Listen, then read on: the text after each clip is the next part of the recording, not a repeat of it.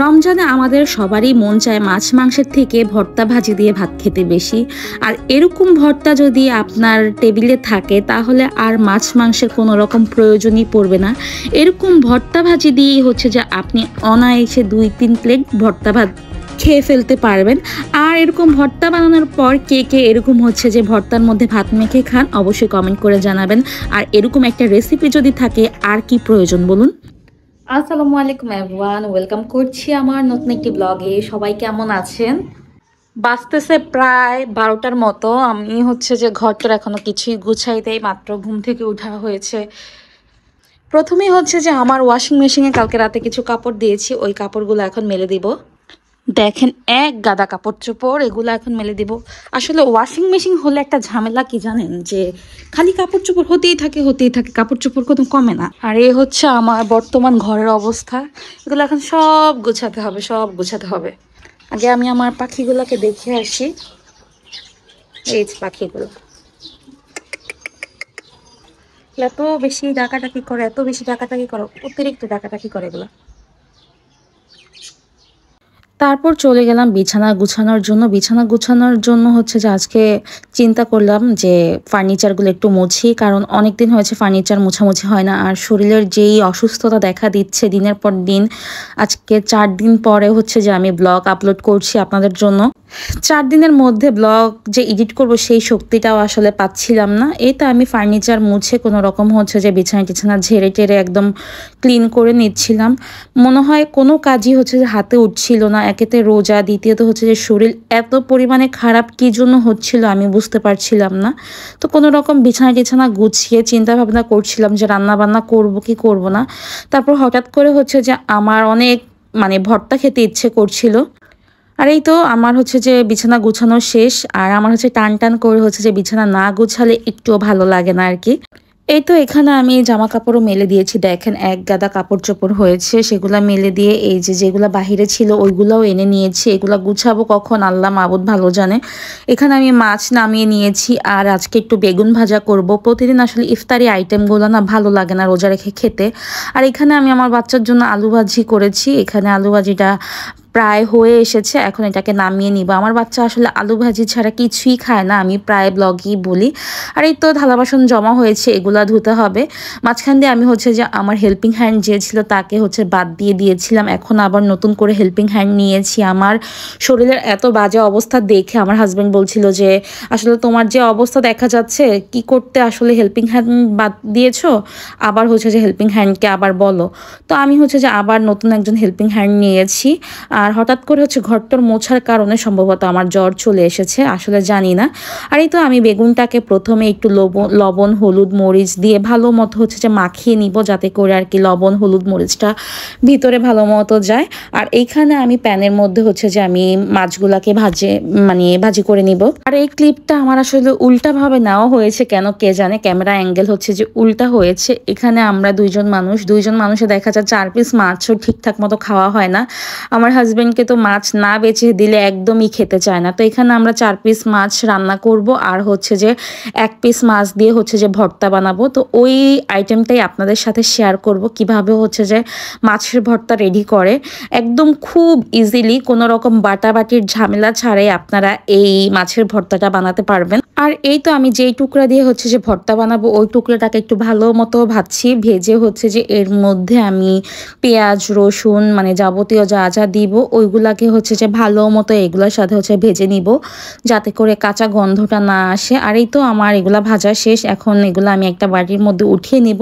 আর মাছটাকে একটু থেতলে দিব যাতে করে ভালো মতো ভিতরে ভাজা হয়। আর এগুলো উঠিয়ে নিয়ে এখন ওই প্যানটার মধ্যেই আমি হচ্ছে যে বেগুন ভাজা দিয়ে দিব। আর অনেকে আমার পেন দেখা হয়তো বা বলতে পারেন যে আমার প্যানের এই অবস্থা কেন।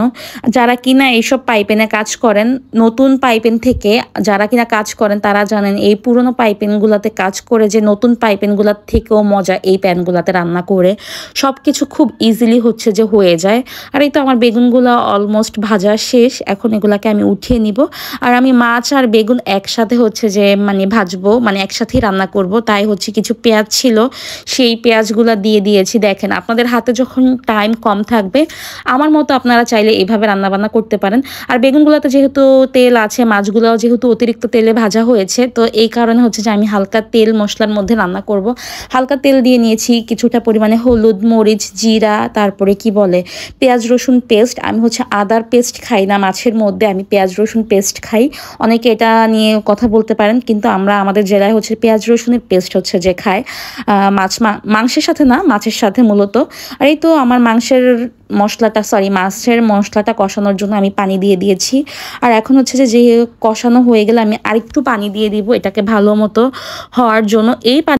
এই পানির মধ্যে হচ্ছে যে আমি হচ্ছে যে বেগুন বলেন, মাছগুলা বলেন একসাথে দিয়ে দিব। আস্তে আস্তে করে হচ্ছে যে আমি সবগুলা মাছ একসাথে দিয়ে দিচ্ছি। আসলে আমার হাতে টাইম কম ছিল না, আমার আসলে কাজ করতে খুবই লেজি লাগছিল, খুবই বিরক্ত লাগছিল। তার মধ্যে তো কিছু তো রান্না করতে হবে।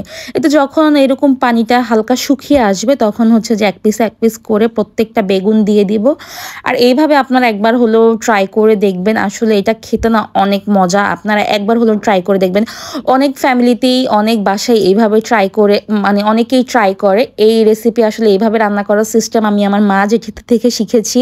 যখন কিনা তাদের হাতে টাইম কম থাকে বা কম থাকে, তারা এইভাবে হচ্ছে যে একের মধ্যে দুই রান্নাটা করে ফেলে। তো আমার কাছেও ভালোই লাগে এভাবে রান্নাটা করতে।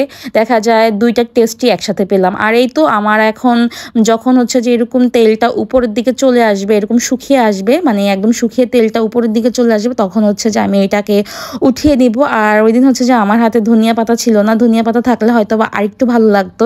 এই সময় ধনিয়া পাতা না দিলে আসলে ভালো লাগে না, কেমন জানি মনের মধ্যে একটা কেমন খুঁতবুত করতে থাকে যে ধনিয়া পাতা দিলাম না। কিন্তু আমার ওই দিন ধনিয়া পাতা ছিল না। এই তো আমার ফাইনাল লুক দেখেন, দেখি কতটা ডেলিশিয়াস লাগছে না। আর এই তো আমি চলে আসলাম মাছ ভর্তার কাছে। এই তো আমি হচ্ছে যে মরিচ, শুকনা মরিচ, রসুন, পেঁয়াজ, হালকা একটু লবণ দিয়ে এখন হচ্ছে যে এই পিষুনিটার মধ্যে, এই পিষুনিটা যে কতটা ইউজফুল একটা জিনিস, যারা কিনা পাটায় বাটাবাটি করতে বিরক্ত হন বা ইচ্ছে করে না, তারা এই পিষুনিটা, এরকম একটা পিষুনি সব জায়গায় কিনতে পাওয়া যায়, এরকম একটা পিষুনি কিনে নিতে পারেন। এর মধ্যে এখন হচ্ছে যে আমি সবগুলো জিনিসকে দেখেন কি ভালো মতো ম্যাশ হয়ে যাচ্ছে, তেমন কোনো খাটনিও নাই। এখন হচ্ছে যে মাছটাকে ভালো মতো হচ্ছে যে এটার মধ্যে দিয়ে মুড়িয়ে নিব।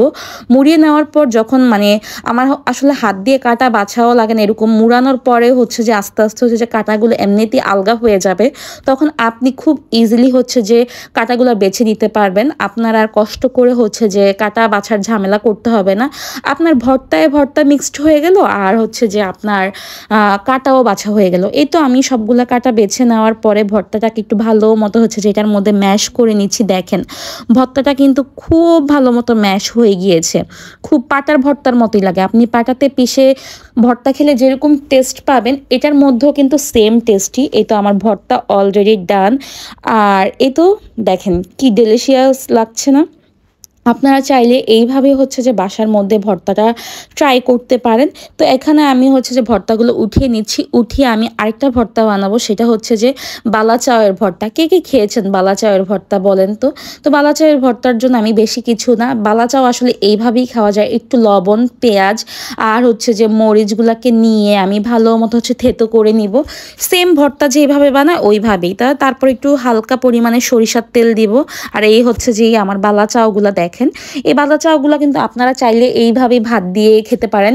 অবশ্যই ভালো ভালো দেখে বালা চাউ নেবেন, নয়তো বালা চাউয়ের মধ্যে মাঝের মধ্যে অনেক বালু থাকে। দেখা যায় যে এই বালা চাউয়ের মধ্যে বালু থাকে, ওই বালা চাউগুলো খাওয়া যায় না, একটা বাজে স্মেলও আসে। তো যারা বালা চাউ কিনবেন অবশ্যই দেখে কিনবেন। আর বালা চাউ কি অনেকেই জানতে চাইবেন, তাই বলে দিচ্ছি। বালা চাউ হচ্ছে চিংড়ি শুটকিটাকে তেলের মধ্যে ভেজে, তারপর পেঁয়াজ মরিচ এগুলাকে সম্ভবত তেলের মধ্যে ভেজে টেস্টিং সল্ট বা কোনো একটা মশলা দিয়ে এটাকে জাস্ট হচ্ছে যে মানে খায় আর কি। তো ওইটাকে হচ্ছে যে এইভাবেও খাওয়া যায়, কেউ চাইলে এইভাবে ভর্তা করে খাওয়া যায়। এই বালা চাউটা আপনারা ভাত ছাড়াও কিন্তু এইভাবেই আপনারা খেতে পারবেন। আর কে কে আমার মতো আছেন যে এরকম মানে বাটির মধ্যে, মানে যেই বাটির মধ্যে বা যেই পাত্রের মধ্যে ভর্তা থাকে ওই ভর্তার মধ্যে ভাত মেখে এইভাবে খেতে পছন্দ করেন? এটা তো আমার বেশ পছন্দ। তো আমি একটু করে ভর্তা নিয়ে ভালো মতো হচ্ছে যে ভাতগুলাকে মেখে মেখে হচ্ছে যে বল বল করে নিচ্ছি। আসলে এই ফিলটা মানে আমাদের নানি দাদিদের ফিল দেয়, তারা সবসময় ভর্তা বেটে এভাবে ভাত মেখে যে খেত, এটা টেস্টই না অন্যরকম। তাই তো আমি ভর্তা-টর্তা বানিয়ে এখন চলে গেলাম মানে ঘর মোছার জন্য। তো ওইদিনও কিন্তু আমার অতিরিক্ত শরীর খারাপ ছিল। তারপরেও কি করব, ঘর মুছতে তো হবেই। আমার ওই যে বললাম না, আমার একটা খুব বাজে অভ্যাস যে আমার ঘর না মুছলে ভালো লাগে না। অন্য কাজ করি আর না করি, আমার হচ্ছে যে ঘর পরিষ্কার চাই। এটা আমি জানি না। আমি ওই যে আমার আম্মু সবসময় বকাবকি করে। আমি ওই যে আমি ঘর মোছার যাবতীয় যত রকমের হাতল বলেন, যত রকমের যা আছে সব আমার আছে। কিন্তু আমার ভালো লাগে না। তো আমি মানে ঘর-টর মুছে বিকালবেলা একদম মানে ফ্রেশ হয়ে এসে গোসল-টোসল করে এসে তারপর ইফতার করতে বসেছি। আমার প্রচণ্ড রকমের শরীর খারাপ। তার মধ্যে ওই যে আমি যেই ভাতগুলা মেখে রেখেছিলাম, ওই ভর্তা ভাত দিয়ে আসলে ইফতারটা আমি শুরু করেছি। আর এটা খেতে এত বেশি মজা, এত বেশি মজা। আমার এটা খেয়ে আসলে পেট ভরে গিয়েছে। আসলে রোজা রেখে না ধরেন বেশি খাওয়া যায় না। একটু পানি খেলেই আর দেখা যায় একটু খাবার খেলেই পেট না একদম ফুল হয়ে যায়। কারা এরকম ধরেন রোজা রেখে খেতে পারেন না? আর আমার কাছে এটাই বেশ মজা লাগছিল। আমার কাছে আর অন্য কোনো কিছু নিয়ে খেতে ইচ্ছে করছিল না। আর বাসায় কেউই ছিল না, আমার হাজব্যান্ড ছিল না, একা ইফতার করতেছিলাম। আর বুক ফেটে হচ্ছে যে আমার কান্না আসতেছিল যে কেউই নাই, কিভাবে একা ইফতার করতেছি।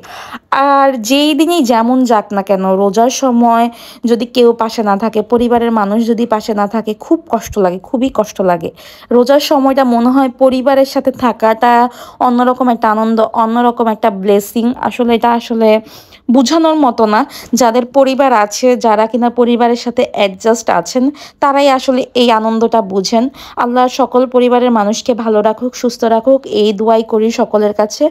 আপনারাও আমাদের জন্য দোয়া করবেন বেশি বেশি করে। আমরাও যাতে সুস্থ থাকি, স্বাভাবিক থাকি, আল্লাহ যাতে আমাদেরকে ভালো রাখে। আর প্রথমেই হচ্ছে যে আমি ভর্তা দিয়ে খুব মজা করে ভাত খাচ্ছিলাম।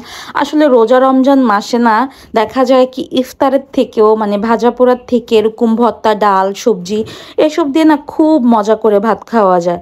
আর এই তো আমার বাচ্চাজন কি বলছিল বারবার, তাই হচ্ছে শুনছিলাম। তারপরে আমার ভর্তা দিয়ে ভাত খাওয়া শেষ হয়েছে। আর আমি হচ্ছে যে এখন ওই মাছ আর বেগুন নিয়েছি। আমি আলহামদুলিল্লাহ এত তৃপ্তি করে ভাত খাচ্ছিলাম, মনে হচ্ছিল যে কত মাস কত বছর পর মনে হয় আমি এত তৃপ্তি করে ভাত খাচ্ছিলাম। আর মাছটাও এত বেশি মজার ছিল, এত বেশি সুস্বাদু ছিল, আমি আপনাদেরকে দেখাতে চাচ্ছিলাম। আর হচ্ছে যে আমার মানে দেখানোর অ্যাঙ্গেল ঠিকঠাক মতো করতে পারছিলাম না। আমি আপনাদেরকে দেখানোর জন্য আবার আর কি দেখাচ্ছিলাম। এই দেখেন মাছটা আসলে খুবই সুস্বাদু ছিল, আলহামদুলিল্লাহ আলহামদুলিল্লাহ। আর আমরা রোজার মাসে প্রায় এখন আমরা হাজব্যান্ড ওয়াইফ তাই করছি, খুব কম চেষ্টা করছি যে ভাজা পোড়াগুলা খাওয়ার থেকে ভাত খাওয়ার জন্য। এটা মানে এটা খেলে না পেট মন মানে দুইটাই মনে হয় শান্তি থাকে। তারপরেই তো আমি খাওয়া দাওয়া শেষ করলাম, কোনো রকমে খাওয়া দাওয়া শেষ করে আমি হচ্ছে যে চা খেলাম। আর চা খেতে খেতে আজকের ব্লগ এখানেই শেষ করব। আমি যদিও চা লাভার না, কিন্তু ওই দিন এত বেশি মাথা ধরেছে, তো নামাজ পড়ে এসে এক কাপ চা নিয়ে বসলাম। এটা এখন চা খেয়েই আমি হচ্ছে যে ব্লগটা শেষ করে দেব। আমার ব্লগ যদি আপনাদের ভালো লেগে থাকে অবশ্যই আমার চ্যানেলটি সাবস্ক্রাইব করবেন। সবাই পাশে থাকবেন, আমাদের জন্য দোয়া করবেন। সবাই ভালো থাকবেন। আসসালামু আলাইকুম। আল্লাহ।